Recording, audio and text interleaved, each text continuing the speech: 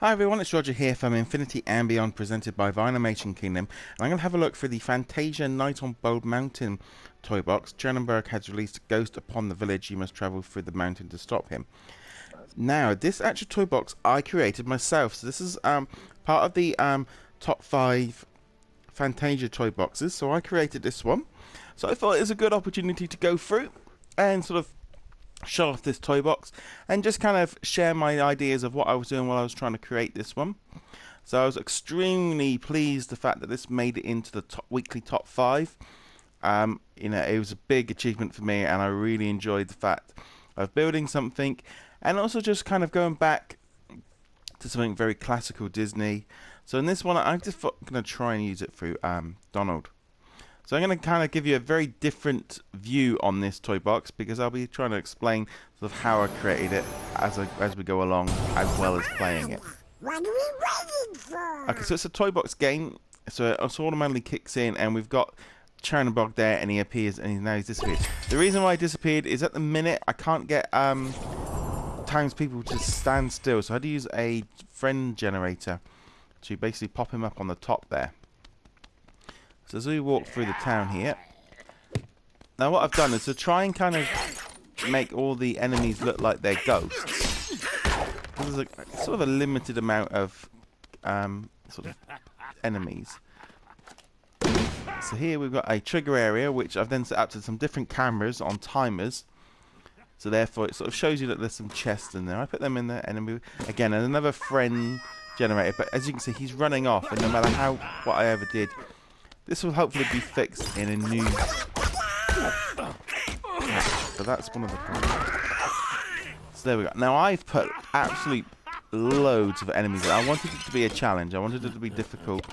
So I put a lot of enemies in there. It doesn't necessarily mean you've got to take them all out, but I really did ramp up the enemy generators to make it a bit of a challenge. Because they're all coming in from all over the place. I wanted it to be a lot of fun. There we go. So let's take them out. So as we're running through here, you can see outside we've got space and we've got stars. So we're going to run through here. So this is the idea, is just to try and be sort of outside for a little bit. Now when I was creating this mountain piece here that we can see just up here, I never foresaw how difficult it was going to be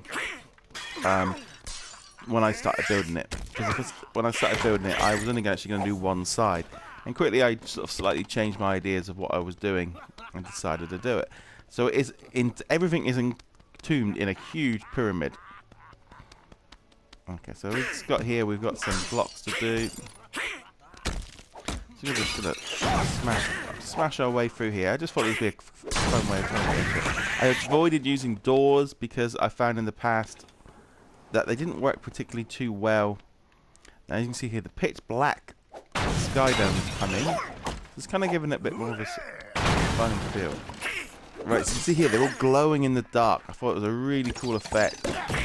And maybe put a few too many enemies on that trigger there, because there's a hell of a lot. But it's one good one way is you build up your...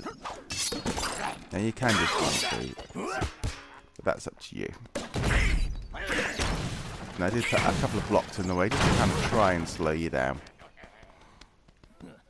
Okay, so here we've got a little bit of a maze. I don't like having mazes, to be honest. So I don't like having...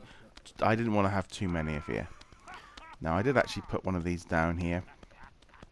I thought, as I've put so many enemies in, I was playing around with some of the settings just to sort of create a different style, just to try and give you a bit of a boost. So I put a few of them in, these little orbs in, just to try and help out every now and again, give you a little bit of a boost. You know, that's it. So I've got 3 of them. So we'll get a little health boost from that. So you can see. We're just going to run through here. We've got another one. There we go. Yeah, so there we go. I'm just taking out those enemies. Like I said, you don't necessarily have to take them out, but I put them there just to try and make it a little bit tricky. I just love that effect of the, using that team function to make them glow in the dark. It really kind of makes them look a bit funky. Okay, so you can see here at this generator here, we've actually now got a nice little spark. So that's basically just boosted up my special. Oh, and I've just died there. While I had the background. Let's take this guy out. Now, one thing I quickly learned very early on while building this toy box was one of the problems I found was when I was creating it. Once you build everything inside, so basically if you put a roof on, every time you do something, you end up being whizzed back to where the toy box can't put you where you want to go every time you went to put a toy. So I would recommend. So I actually didn't enclose the one side of the mountain until I was pretty much done, and because I did it a little bit earlier on, and I really suffered for it. There we go. So we got another one of these here. This is all a learning process, and I personally find that if I've got the challenges are a good way of sort of focusing me on doing a specific challenge in a set time, and therefore I can kind of finish and know that I'm done. So there we go. So I've got 2 of them. So in the next zone.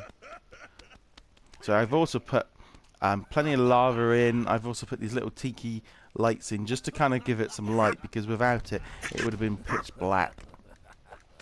And it would have been way too difficult to see. I want it to, we're inside of a mountain, so it's dark and dingy. Here we go, a nice little health boost.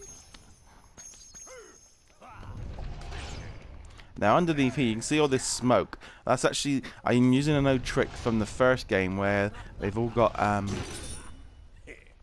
basically it's the old jumping fan that's underneath there. There's a underneath here, you'll actually find a whole load of those. I actually put in about 20 to 30 of them. So the whole area was smoking, but it ramped up my network play section so much I had to take a load of them out because I couldn't place any more objects. So that was one thing I quickly realised that I needed to be a little bit more scarce on that. You see, we're still inside of this cave area.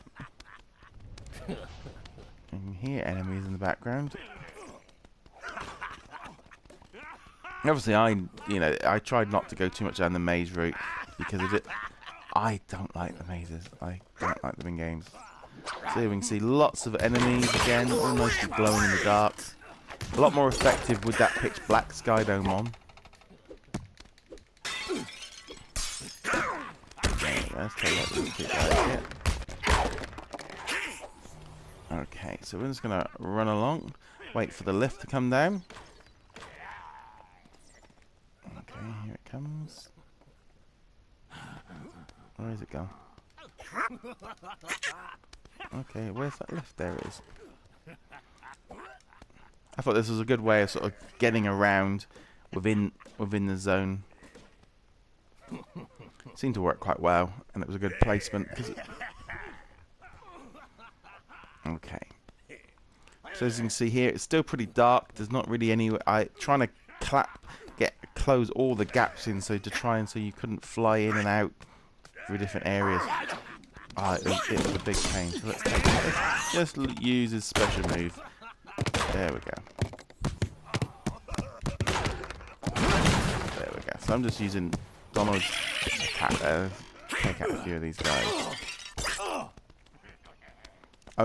First time I played for it, I forgot to put this little hut, this one here, and I fell straight down into the middle of the mountain and couldn't get out. So that was a thing you've got to go through and try and do as many test runs as possible. I just clicked off a trigger area, which meant now it's become daylight. There we go. Now originally, this ladder wasn't here. I hadn't placed it because I could jump up and down.